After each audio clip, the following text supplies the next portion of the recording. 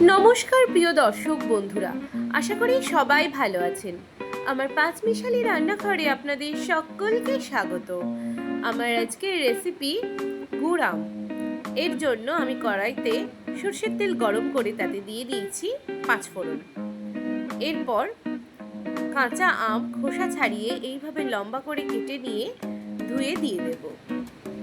তাতে দিয়ে দিলাম পরিমাণ মতো নুন আর হলুদ।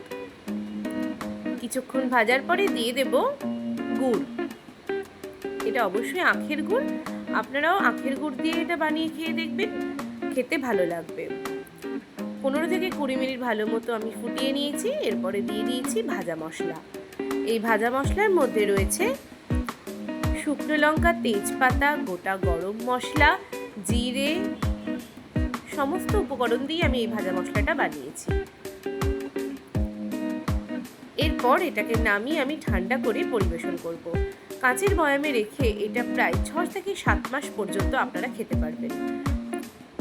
আপনারাও কাঁচা আম থাকতে থাকতেই এইভাবে একবার গুড় আম বানিয়ে খেয়ে দেখবেন। ভিডিওটি ভালো লাগলে লাইক, কমেন্ট, শেয়ার করতে একদম ভুলবেন না। আর অবশ্যই আমাদের চ্যানেলটিকে সাবস্ক্রাইব করে দেবেন।